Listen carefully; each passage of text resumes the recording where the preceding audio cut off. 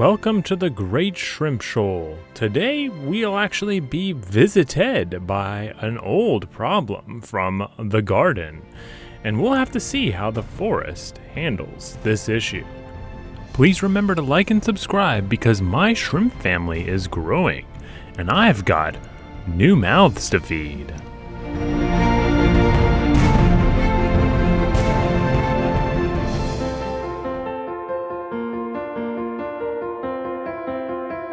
When we had last visited the forest, we discovered at the very end that some of the green jade cherry shrimp had started to lay their eggs, and they were hatching into the environment. Now, it's important to remember that these fry have a very different coloring than their parents. If you look very closely, you can make out a sort of tinge, and that will be the color that they probably end up developing into. In the case of most of the ones I've spotted, they've been green so far. Also in this shot, you can see plenty of copepods. They are on almost every surface, including the leaves and the substrate, and there's a planaria or two on the glass that you can see floating by, all of them, every single one of them, looking for food.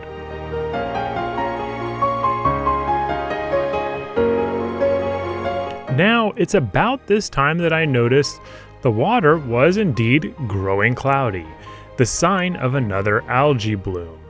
And at this point, I've done enough research to figure out they don't just come out of nowhere. They usually come from a mat of algae or another source like the sponge filter, which is creating the bloom. In the past, I haven't taken very proactive measures, and the blooms eventually go away on their own. But this time it stuck around for a few more days than I was comfortable with, and it started to get more opaque. So I decided to start looking into what I could do as an active measure to get rid of this unsightly problem.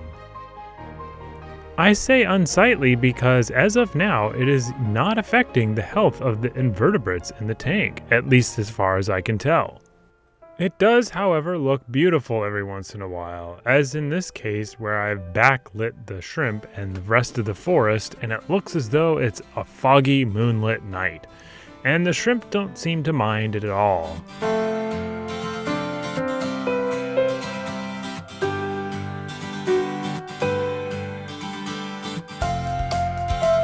Technically, it's not all bad either, because if there's a bloom, that must mean that there is an algae colony somewhere, and that algae colony could be good food for the fry, especially if they have to compete with the parents and adults shrimp for the food pellets. Did you spot the Detritus worm right there? I've been seeing them more and more, especially when the lights are low and it's dark inside the tank. I wouldn't normally be worried, but there's a ton of them, and since they look so alien, it's harder to get past there being so many of them, unlike with the copepods, which I know are docile and vegetarians.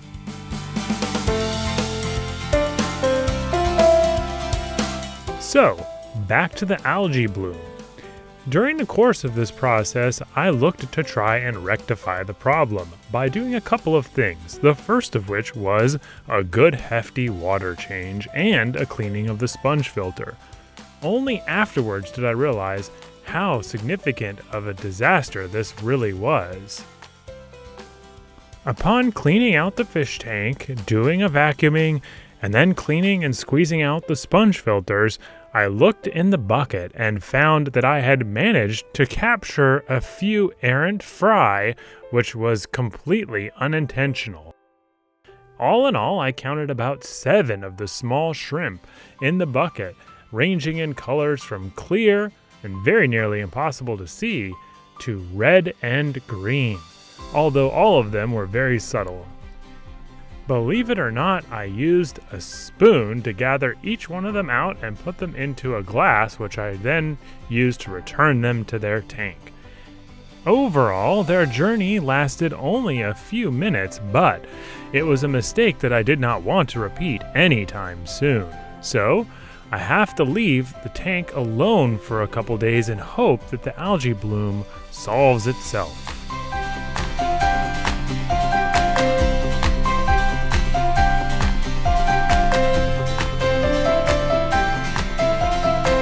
You know, a lot of other crustaceans, including lobster and larger marine varieties of shrimp, have earned the nickname cockroaches of the sea. And I take offense to that because these are such beautiful and clean creatures most of the time. But every so often I turn on the lights and I look for them, finding them clumped together in a corner of the fish tank in a very dark corner, and I can't help but see the resemblance. A group of tiny, dark-colored, armored, insect-like creatures with antennae waving in the light. Yep, they definitely do look like cockroaches every once in a while.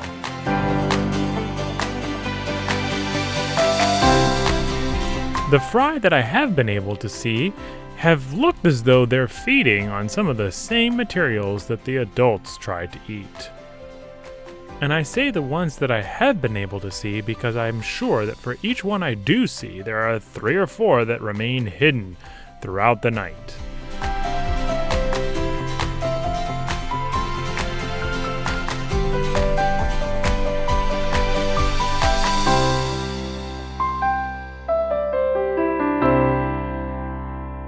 I talked about the coloration of the jade green cherry shrimp in the last video, but now may be a good time to revisit that for just a couple seconds, because in this individual you can see where some of the confusion comes from, because its color is so different than some of the males that are in the colony.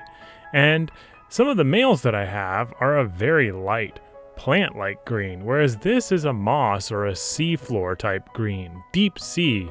So I can see where the confusion comes from. So just like in red cherry shrimp, the green jade cherry shrimp also have qualities associated with their coloration. And this individual shows some coloration that would be desirable in selecting breeding partners if you had control over such things.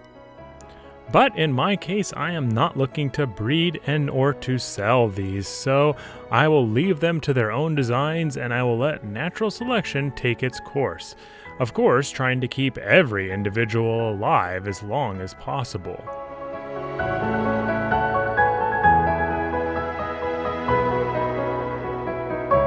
You know, after looking back at this footage, I realized that the algae bloom lasted longer than I had anticipated.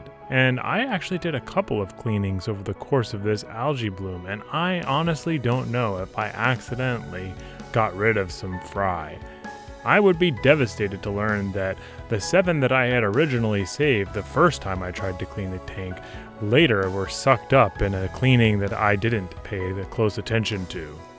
To make matters worse, the algae bloom has gotten worse day after day, so looking in on the tank trying to verify how many fry are left has become more difficult, if not impossible, because as I look, I can't see them during the night or during the day unless I am very careful and spend a lot of time.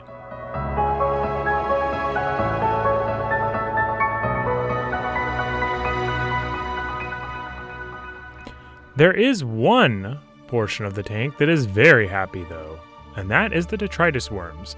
They are finding food to eat everywhere and rapidly multiplying. I get rid of a few of them whenever I clean the tank, and it seems as though when I go back to clean it the next time, there's even more of them. As with a lot of things in the world of keeping fish and aquariums, the usual response is to wait and see and let things adjust themselves. That means the expectation is that eventually the detritus worms will run out of food to eat and will reproduce less. I just don't know if that is something that I am willing to wait for. Now, it's important to remember that with all that being said, things in the world of aquariums, especially in planted tanks, do come in waves. So, right now I have an abundance of copepods and detritus worms, and eventually, it should balance out, leaving fewer of them left.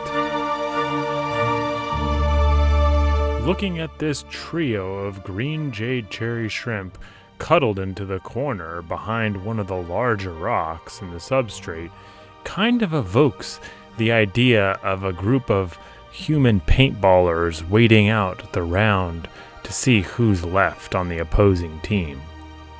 These shrimp are just waiting it out and watching the world around them as it's overtaken by the detritus worms every night. Another thing of note is that during these algae blooms, it is much harder for me to locate my favorite member of the community, the singular ghost shrimp. He seems to meld into the background and become invisible during the best of times. And when the opaque mist of the algae bloom descends upon the tank, he becomes nothing more than a memory as he fades from this reality and goes who knows where. All of that is just fancy talk for me saying that it's very hard to find him. And I do, but overall it is a difficult task during the algae bloom. Oh no, this is one of the drawbacks of having the tank unobservable for long periods of time. It looks as though one of the fry has died, and it would have been a blue or a green one. And since these shrimp are omnivore, one of the adult shrimp has taken to eating the remains. Is that the only one, or has this happened many times before in the mist and I just haven't seen it? Here you can see one of the problems with the algae bloom. It seems as though the host of the algae colony is the moss that was added. Now the moss grew very quickly, and the amount of surface area that the algae covers on the moss is quite substantial, so it may be worth giving the entire moss a good cleaning or taking it out of the tank entirely until it can be cleaned elsewhere. Outside of a fish tank, this view would be extremely peaceful. A wind fluttering through the plants and trees, and a cold mist descends upon the ground. But inside the fish tank, this water is a balmy 72 to 75 degrees Fahrenheit, and this mist is an algae bloom which I don't know if is affecting the health of the invertebrates or the plants very well. Time will tell, though. We'll be able to see soon what effect the algae bloom has had on the colony of adult shrimp and where the fry stand, if any of them are left alive after all this clears up. Anyway, I have a surprise in the meantime. I've been working on another project including some new additions to the shoal that I think all of you will be very excited to see.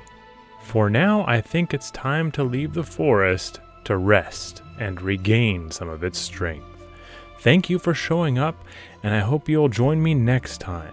As always, like and subscribe to the video, and hit the notification icon so you know when the next episode drops. And don't forget to have some sweet shrimpy dreams.